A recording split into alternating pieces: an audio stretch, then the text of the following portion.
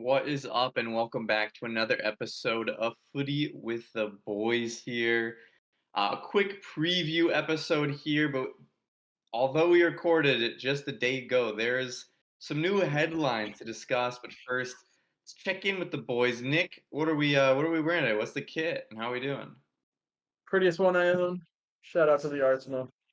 I will never get over this kit. They should have just made it a permanent third kit, honestly. Uh, but yeah, doing good. Excited to watch the boys finally this weekend, and chilling. Mike sipping and wearing the Adidas tracksuit, little Serbian vibes. How are we doing over there? Yeah, just missing my gold chain and my hair gel, but feeling pretty good. Sipping a little vino, having a good night. Let's talk some footy. Let's talk some footy What and a some vino flex. there. The first thing that maybe we should talk about, considering your vino, is some news out of Italy that Jose Mourinho, the chosen one, the special one, has been sacked by Roma. Roma, before Jose Mourinho, no European trophies, only one European final. But Mourinho does Mourinho things. Got them to two different finals. Won one of those, lost the other one with some questionable refereeing in that loss, I will say. But has definitely revamped that team a good amount, and at least in the European side, gotten a lot of results. Mike, what do you consider or what do you think of Mourinho's time at Roma? Yeah, there was some ultimate highs. Obviously, winning the Europa Conference League was a great feat. Not the most loved or talked about competition in the world, being that it's relatively new, but it's silverware for a club that hasn't won a whole lot in recent memory. And then the next year, he took them to the final. Unfortunately, they lose that Europa League, but still a big accomplishment. Didn't do as well in Italy. Didn't get anywhere near winning a Scudetto. I don't think that's really a fault of his. You look at the squad; it's not all that strong. From an outside perspective, I never expected them to compete to win the league. I think overall a success. I get the move to sign De Rossi, a club legend, and it'll be interesting to see where Mourinho goes next, whether that's international ball finally or if he takes a hiatus. Yep. And Nick, it seems like Mourinho in recent memory is a bit of a litmus test for football fans of what you think of him is kind of shows a little bit of what you know about managing and everything like that. Roma did not invest at all in this team, and Mourinho still was able to bring him to two European finals. I mean, is he just the European finals manager? Is that what you bring him in to do? Is he just gonna work his way to a European final for your team? I mean, fucking won the Champions League with Porto. God damn it! Like that's pretty impressive. Yeah, I mean, it's kind of lame. I get it. If you're Roma, you have to have aspirations to probably be higher than ninth in the league. Like you just have to. You got to be competing for, I'd say, arguably top five in that league every single year. But I don't know. Daniel De Rossi's a legend. Obviously, has a great mind. Played for a long time. Understands Italian football. But I don't think you can unequivocally say he's easily an upgrade over Mourinho. Like, there's like, what do we? He doesn't have managing experience at this kind of level. So, um, yeah, I don't know. It's cool that De Rossi got it though. That video, by the way, of Mourinho just like on the bus right outside of the Coliseum. How fucking cool is that? Yeah, Like that's that's so badass. So I imagine that must be like such a fun job to have aside from the racism. Like if you're white, that job is sick. Like, That's a big if. yeah, that's bit of that Italian culture, but being in Rome, you don't get much better than that for location there. But the biggest thing I think people are talking about now is where does Mourinho go? And obviously locked in with that U.S. men's national team community. There's a lot of shouts that good old Greg Berhalter should be thrown to the wayside and let Mourinho come in. Mourinho is obviously a much better manager than Greg Berhalter. do you think that would rock the boat a little too much right next to a Copa America and World Cup to switch up the manager? Or do you think if you're in charge of the federation, your job is on the line, you're really pressured to make sure you win some things here or get far in these tournaments, you're saying, fuck it, let's bring in Mourinho right now? I have a question for you, Flag. Semifinals, they get to the semis, close loss in the semis, and you keep Berhalter, or you crash out at the group stage and you hire Mourinho. I was seeing that today, and people were saying that they want us to crash out in the group stage so that Mourinho can be hired. And like, if Mourinho gets hired, I would have more hope going into the World Cup. But there's just zero chance that the fan and myself can be rooting for the team to do so shit so that Berhalter gets fired. Semifinals isn't like even that great. Like Yeah, I mean, you'd have to beat a Brazil, Argentina, I think, for it to be like a real crazy successful Copa America run. Or I guess if you avoid them and just get to like the final and it's something like that, I guess I don't know, but I don't think I there's much I things have you to can do. agree with Jared. As much as I don't love Berhalter, don't love his style, and don't think he's all that accomplished of a coach. I can't root against the team. I want to see them do well in every competition, especially the major ones like the Copa, where we're not guaranteed to ever play in. You know, again, it's a invitation only kind of a event for us. Um, so I hope we do well. Yeah, it sucks that we might have a chance to get a awesome coach, and it's hampered by hiring back Greg Berhalter. But that's just kind of the reality of it right now. Yeah. I think I'd take crashing out and hiring Mourinho. If you could guarantee me Jose Mourinho for Yeah, that's what it seems a so far 1 point group fetched. stage, I think I'd take it.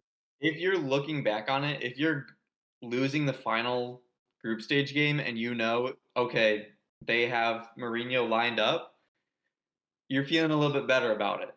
You're not feeling as upset. You're feeling, you know what, whatever. Now we're getting Mourinho. Fuck that tournament. Fuck Greg Berhalter. But that's not a guarantee. So they could just crash out the group stage and they're over here like, you know what? We did a another interview search based off of the criteria of what Greg Berhalter had, and he met all the criteria. So we're gonna keep with him, which is exactly what they said after the World Cup when not that many But inspiring performances. the actual scenario that we're saying though, like if it guaranteed you Jose Mourinho, 1 point in the group stage, would you do it? After the fact, No, no, maybe, but I'm no. not Like big right now, what would you sign up for? Right now, a semifinal in the Copa semifinal. America. Oh, you're full of shit. I cannot root against them. That's What do you not a mean real rooting game. against them? Yeah, I don't want the semifinal. I'd It's rather rooting have the for the trophy. future. If it was win the Copa America or go out in the group stage, easy choice. But if you have a chance to get Mourinho, who's such a tournament coach, I mean, how could we pass that up? It would just set us up for success. All right, Tracy. How about a final? You lose in the final, you keep Berhalter, or you get 1 point in the group stage in a 0-0 Berhalter ball draw, and No, no. and you are guaranteed Mourinho. Losing the final because that means we got at least one statement win, and that's really what I'm looking for the squad. It hasn't happened yet, and if we get to the Dude, final, but we have to beat somebody. think about it. A final guarantees Berhalter like 6 more years. But It for guarantees World sure, Cup. yeah, it for sure be through the World Cup, and he definitely gets another cycle. I Yeah, feel as man, though if it's Berhalter tough. doesn't have any type of statement win, if he gets through versus Bolivia and versus Panama, and then gets walloped by Uruguay, and then in the knockouts, if they get murdered by a Colombia and Brazil, which not at all unlikely. Like that is a based off of how they've performed in statement games, probably a pretty likely outcome for these games. I think Greg Berhalter can get out of the group, do what he's somewhat expected to in second, get bounced in the knockout stage, and I think the USSF would have all the right in the world to say, you are doing nothing for this team, Greg Berhalter, and fire him for a coach Yeah, like this. but if exactly that happens, they're gonna say, "Well, he got us out of the group." It's gonna be the same thing of where we're at right now. Like, if he gets out of the group and gets bounced the first round, he's not going anywhere. Yeah, Getting out of unfortunately, that might be the case. it shouldn't be treated as anything special. It is the bare minimum. Yeah, but it will be treated as something special. I, I think that's I get exactly what Greg Berhalter does, and that's why it's so frustrating. Is he does the exact bare minimum of everything, and the only reason he has these great results against a Mexico, against like Concacaf in general, is because our team is just significantly better. Like it is just like the U.S. is significantly better than Mexico. This is like the worst Mexico and the best American team there has been. So him winning constantly against him, BJ Callahan played better ball against Mexico. Like it does not take somebody insanely great, but he's had zero good results outside of that. You're not going to say a fucking draw versus England is a great result. A 1-0 nail biter against Iran in the World Cup, is that what you want to hang your hat on? Shitting the bed late versus Wales and giving up a penalty to tie that one? Like what is any signature moment? Other than Christian Pulisic having a banger versus Germany, that game twisted like crazy. Showed that he couldn't make the adjustments after GIO Reyna left the field. I just think, So if the you U.S. so you take the semifinal. I take the semifinal and I still bring in Jose Mourinho. best of both worlds. I say, listen, great job. You utilize the talent, and now we want somebody better. Shout out to us for turning a Mourinho conversation into a Berhalter conversation. There's never enough time to complain about Berhalter, but one man that might be complaining a little bit less if he gets a better situation under his belt is Gio Reyna. Obviously, not a big Berhalter fan with his feuds with him, but he continuing the rumor mill. ESPN actually confirmed that he is looking for the transfer this January. And there's a long list of teams that have been inquiring about or have been reached out about.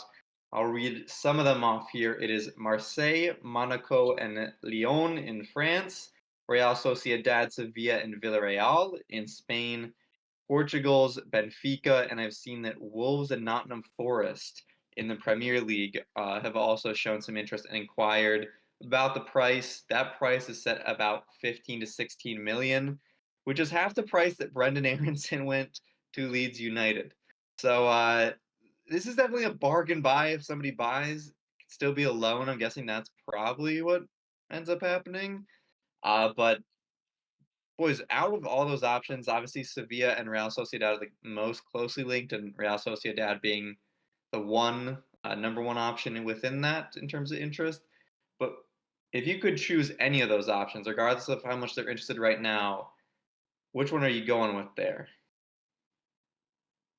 Wolves. Well, Just for fucking vibes in the pod. Are you kidding me? Bro, we'd be the Wolves. best team in the league. That would turn the Champions League contenders into title contenders. Champions League Wolves.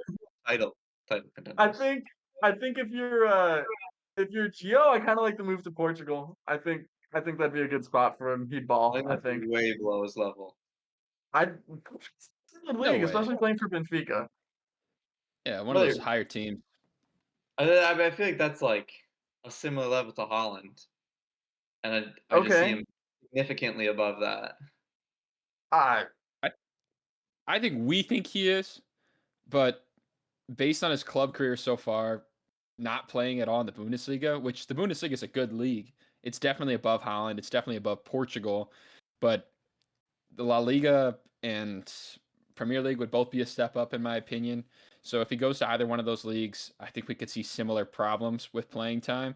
So I think Nick's spot on. I think Portugal wouldn't be a bad move at all, especially if he can get some playing time. Um, and it doesn't have to be something long term. It could be a year, it could be 2 years. He's still young enough that playing in Portugal could have a good mark on him, and he could get his big move later down the line. agreed.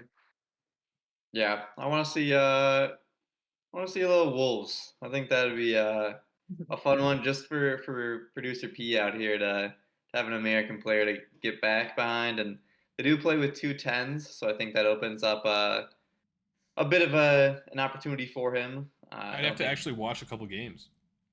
yeah. Yeah. I mean, you've watched every single game and every single Every minute, game, but every I mean, second. yeah, yeah. yeah, but now you'd really have to dial in. But the other team not really wanting him to go to Nottingham Forest, I think, with the Premier League coming down on them, I don't know if being purchased by them is necessarily going to be a smart decision for his future there. But that is our kind of last topic for the intro here is Richard Masters, the Premier League CEO, spoke on Man City hearing and the Everton and Nottingham Forest charges. Mike, do you want to give us the rundown? I know you're the man that's been investigating so deeply. Well, this Yeah. should be a segment. Investigative Mike. That'd be sick. That would be sick. Investigative reporting. I'll put my hat on here. Oh Not no. much to say compared to yesterday when the charges were brought against Everton and Nottingham. Um, Pretty much all he said was, yes, they have a hearing planned for Man City, but they're not willing or able to give the date currently. Um, Not sure the reasoning behind that. I don't believe a reason was given. And then he went on to say he sort of addressed the criticism related to Everton and Nottingham being charged without Man City, and everything's still pending. He said that they're different cases. There's a lot more that goes into the Man City investigation because there's allegations of fraud and misrepresentation for sponsor funding, and it's just a whole lot more complicated. That's basically what I got out of it. We'll see when that date is given. If it is given within this season, I'm still doubtful of that. Um, 100% not. yeah, I keep hearing the 2 year mark number being tossed around, where it can take 2 additional years. So we'll see. We'll keep you guys updated. Far from being a closed case. Yeah, Premier League said, hey, yeah, we'll set a date for that. Yeah, of course. We know We're just not going to tell you when it is. we're gonna get to that. Don't worry about it. Just stop thinking about it, and we'll set a date sometime about that. But we do have some dates for some games this weekend, not including our little conniving, cheating friends over there in Manchester City, but it does include Bastards. Pep's little minion, Mikel Arteta, who's got out to his own team at Arsenal, and they'll be playing Chris Richards' Crystal Palace. Not sure if I should really be calling it his Crystal Palace, but you know what? Fuck it, we're gonna do it anyways. Nick, from the Arsenal side here, what are you looking to see here? Obviously, Arsenal's dropped a bit in terms of the title race, down to the fourth position, but good game here gets you back up into third. You're obviously going to be going to have Man City and Liverpool at the same amount of games as you guys, so they have that chance to continue that lead. But you're able to jump Aston Villa. What are you trying to see here from Arsenal here?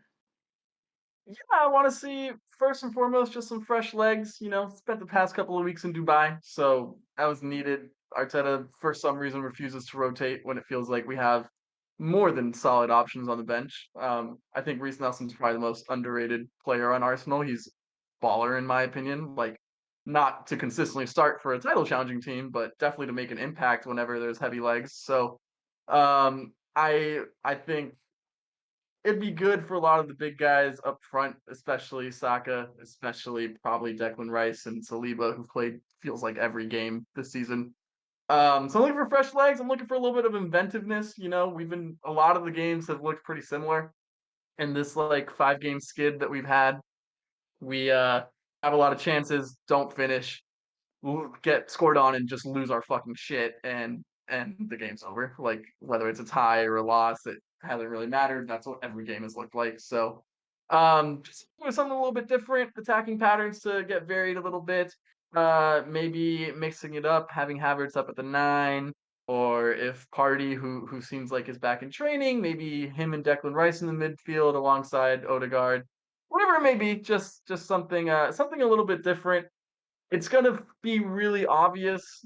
Every Arsenal game, at least for me, is very obvious how it's gonna go within the first like 10 minutes, like 15 minutes.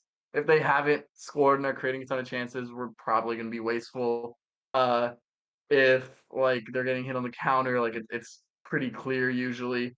And then wins usually look like total domination, which is the encouraging side. So I think to get back to some of that, obviously, Jesus was injured for that FA Cup game against Liverpool. So I don't know if he'll feature or not. Hope Eddie isn't playing.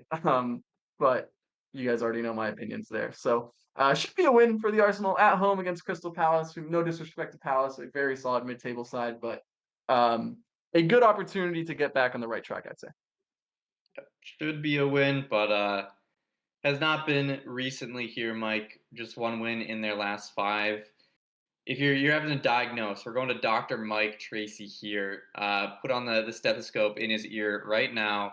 Detective and Uh, doctor. what is kind of the biggest thing that needs to be cured with this Arsenal team? Who is the player that maybe needs to step up? What is the issue that you see that has prevented them from taking that step that I think a lot of people thought and expected they would, to be a more consistent top team at the very top?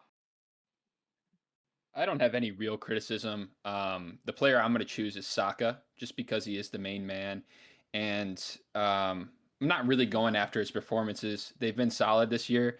I think he'll benefit from the rest. He's just played so much football over the last few seasons. Arteta really doesn't rotate him all that often, whether that's lack of options at the right wing or just because he's stubborn and he wants his guys out there. So this 2 week period off, I think will do a lot for the squad, and especially the dudes who play almost every minute, every game.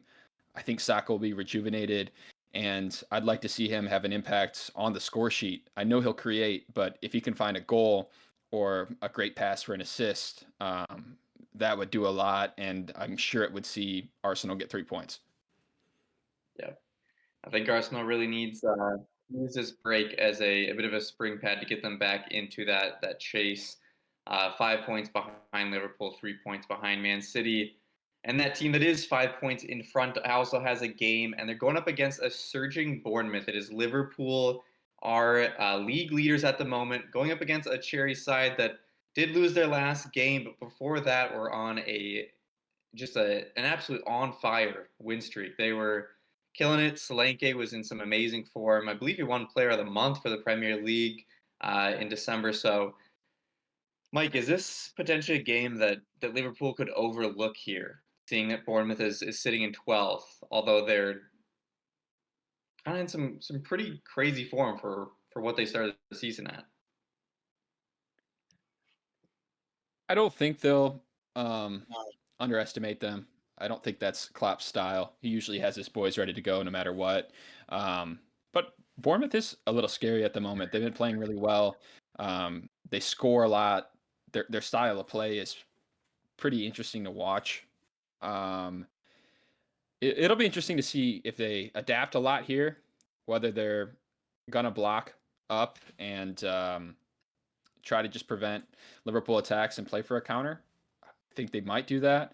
Um, if they try to play Liverpool straight up, I think Liverpool has enough, even with their missing guys, to score a few past them.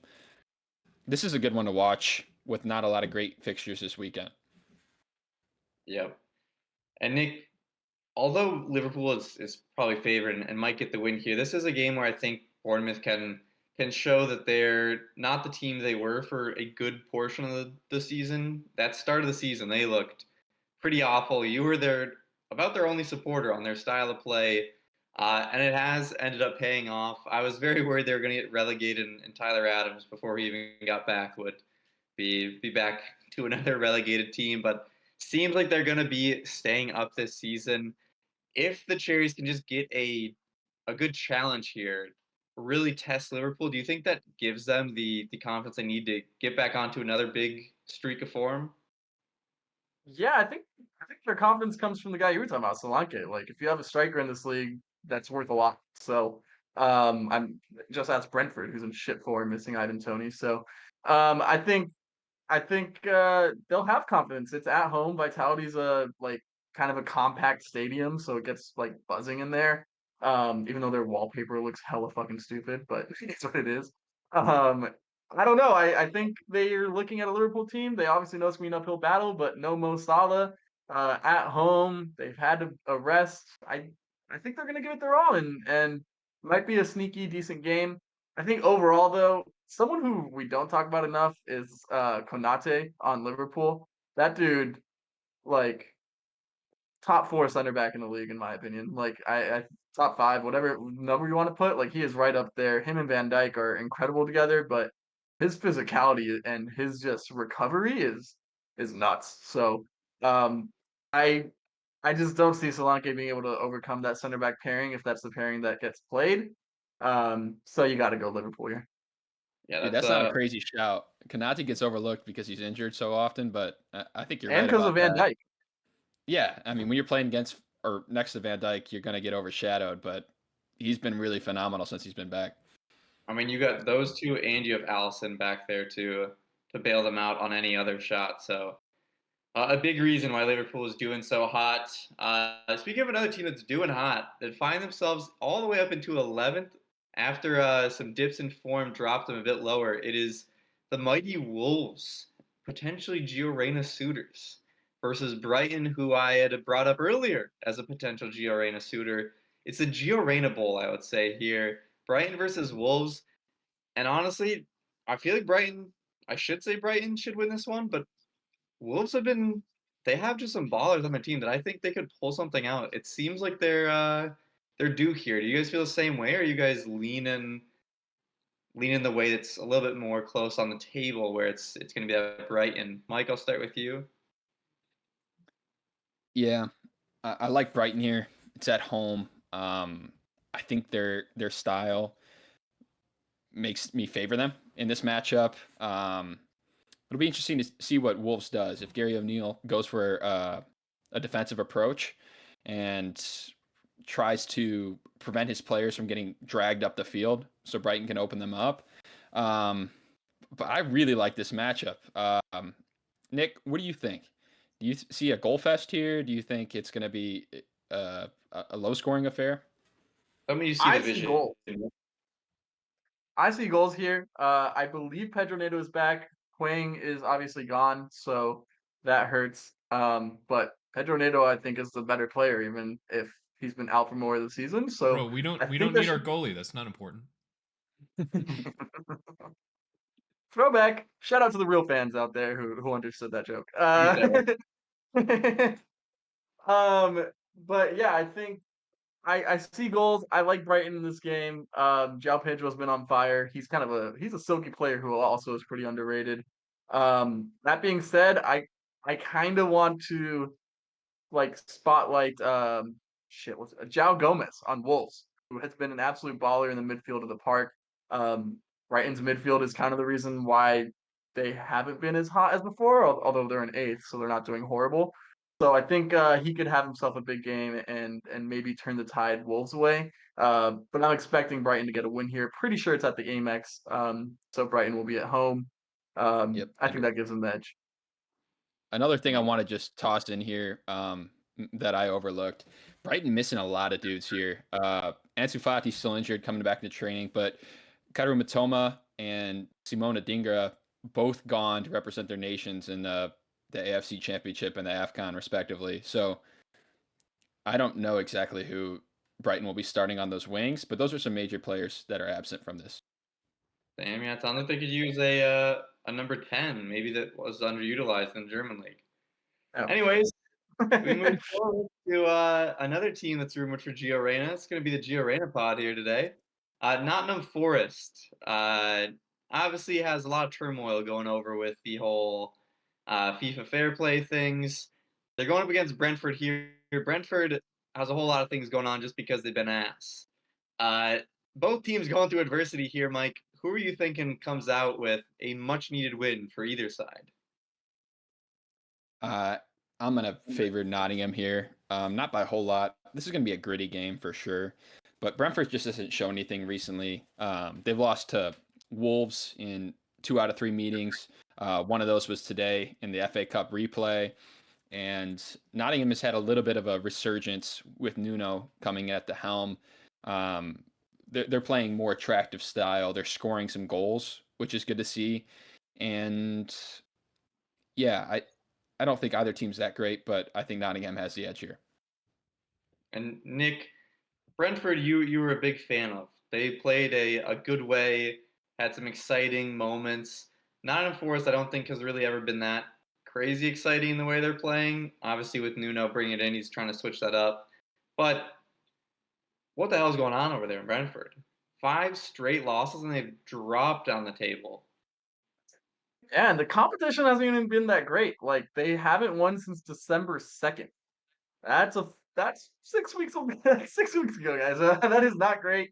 The only teams really that they played since then, Arsenal and Villa, I guess. You know, Brighton solid, Wolves solid, all that. Crystal Palace solid, but nothing that you would say they absolutely have no chance of getting that result. So, This was a tough one, man. Don't say that. They were favorites. okay.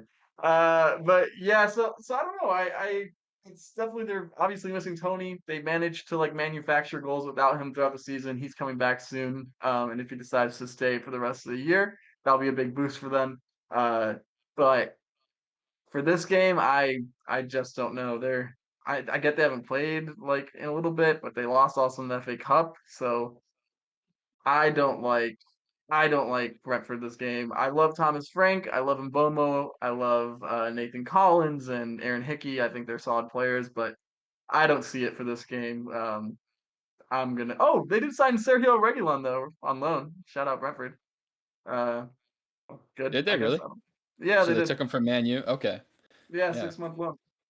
So Interesting. that's cool, I guess. Maybe he shows up in some sort of way, but I'll probably pick Nottingham as well.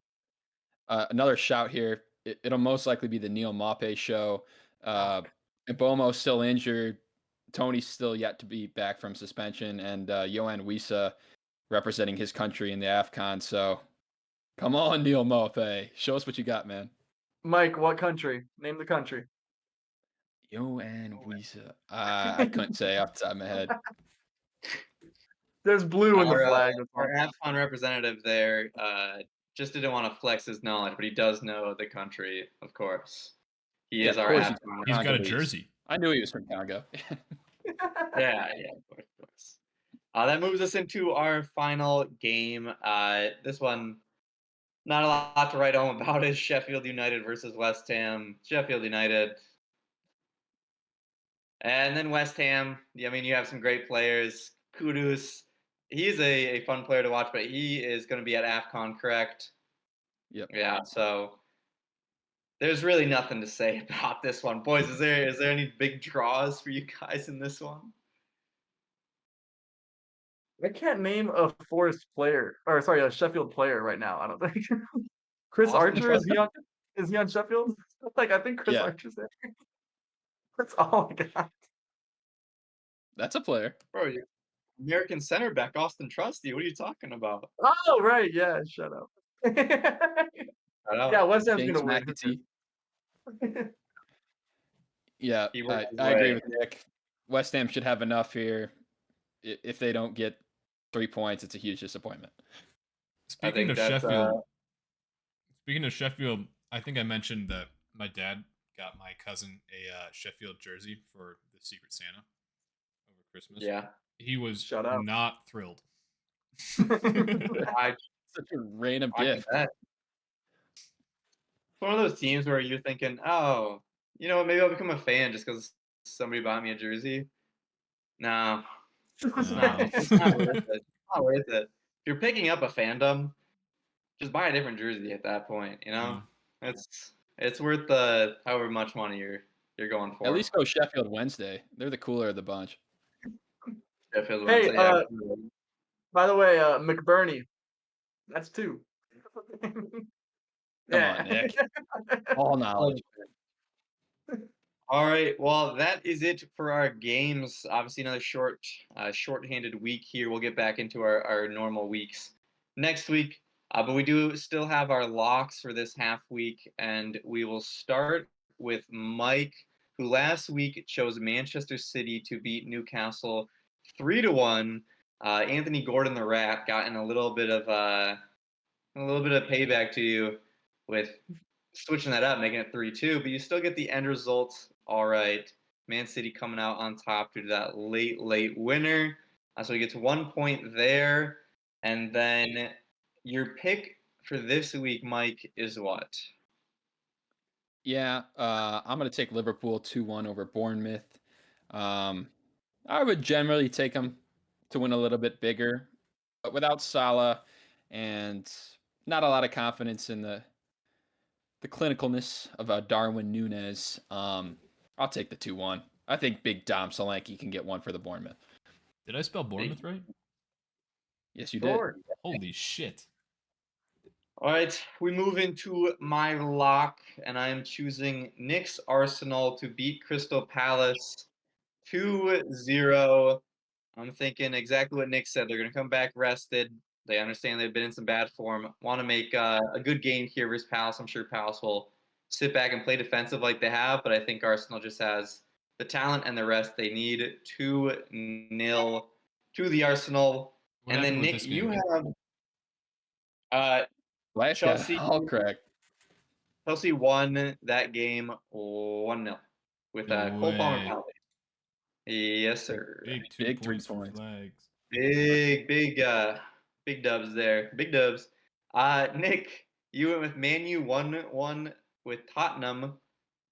Not 1-1, but still a draw. So I think that is our first point given off of a draw Yeah, being he gets the one. That's crazy. intended results. So bravo to you on that one. Oh, and I think you may have just changed the score on your lock here, or maybe it was typed in wrong earlier, but I thought you had a wilder version of the game. But Brighton Wolves, what is the score for your lock there and who you're going with? Yeah, I did have Brighton forward Wolves too. Did not take into account Matoma and Adingra are out. So I'm gonna go Brighton 1, Wolves 2. I Damn think it. let's give it to the Wolves, the future of Gio Reyna. Which by the way, this might be the most pro Gio Reyna podcast in the world at the moment because we've said his name about 30 times today. But so shout out to us. If you ever want to come on the pod, Gio, let us know. Yeah, We'll find time. we're talking with his manager right now. We'll find time. We'll find you a club. We'll give you anything you want. We have shit on Greg Berhalter and hyped up Gio Reyna. That is about all he would want to do on a podcast. So I think we're right up his alley here. But Oh yeah. Wolves 2, Brighton 1 there. I like the pick. Do we have any idea of the score? Oh, it looks like he is adding it all up here. We have Nico sitting on a saucy 8. I am at 11, and Mike is at 9. So right now, I would be receiving a jersey. Mike would be choosing what jersey that would be, and Nico would be open up his little wallet over there and throwing the cash out at at the probably Chinese jersey website that he. That will be all of it in terms of our soccer talk. Of course, we cannot leave you guys without probably rotting your brain out with a question from Producer P. So, Producer P, take it on away. All right, boys.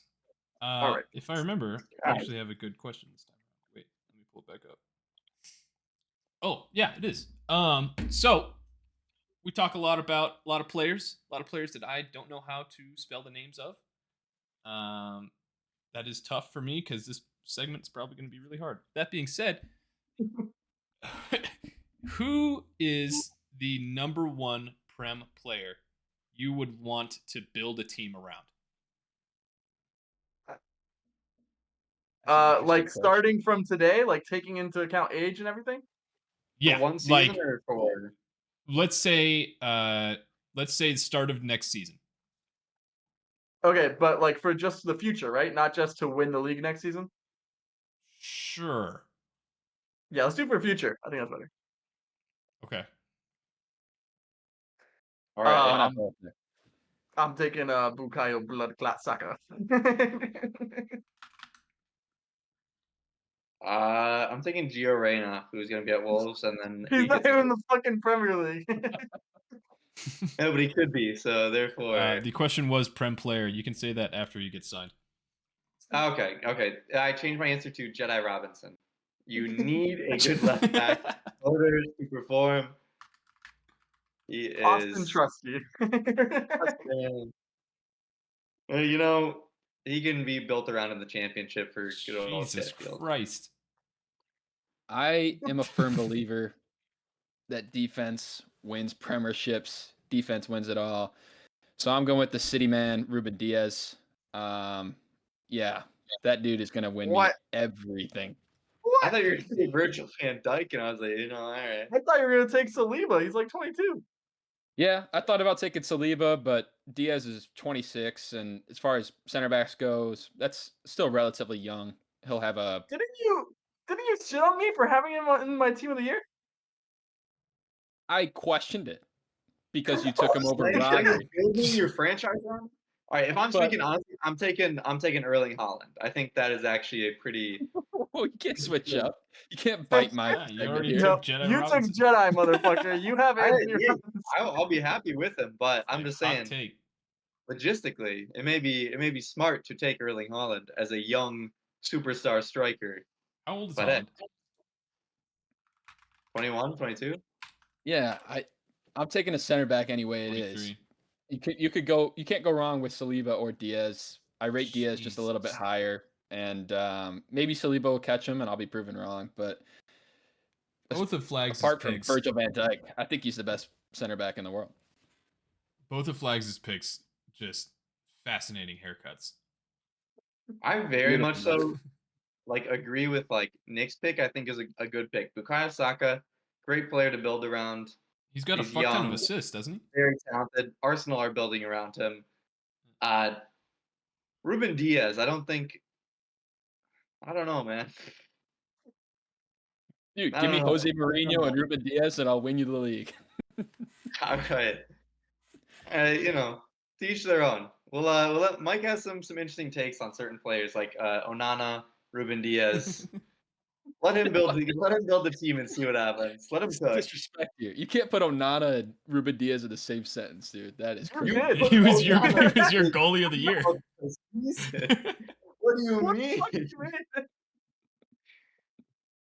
The Yeah, thing is, yeah. you didn't even have Ruben Diaz in your team this season. I did not. But You're building we're around planning him, for and the you have future. Onana in there. In my collective past 3 seasons, he'd be in the team of that for sure. It's just, you know what? I took Rodri. By the way, I think a pretty good shout. If I'm not taking Saka, Holland obviously is a great shout. I think right up there though for like a clear tier 1 of players you'd want to build around, I'd do Trent. Yeah, definitely. Just don't play him at right back, play him in the midfield. like he Like picks out an a Alaba for Austria, just play him in the center, have him touch the ball at every fucking second of the game, and dude, he has balls the out. same ability, not maybe to the same level, but him and De Bruyne can pick out a pass at any moment. Like if you don't play him at right back, it feels like someone you could really build around. Yeah. Yeah. I think you build around Bruno Guimaraes. Throws a good Alright. elbow, gets a good yellow, studs up. It's all you need. How about Right. Tonali and maybe you make a little something extra on the side. Ooh, I would bet that's a good choice. But we're getting awfully off track here. So we went with our decisions of Saka, Ruben Diaz, and Jedi Robinson. I guess I can't really knock on Mike for his Ruben Diaz take, but I'm saying Anthony Jedi See, Robinson. this is how I won our team of the year competition because you two are morons. Yeah, just fucking. Yeah, that's how it's gonna go. But that's Nick that's puts why out a good the pick. fans Flags watch. puts out a meme You pick, never and know. Mike just puts out something.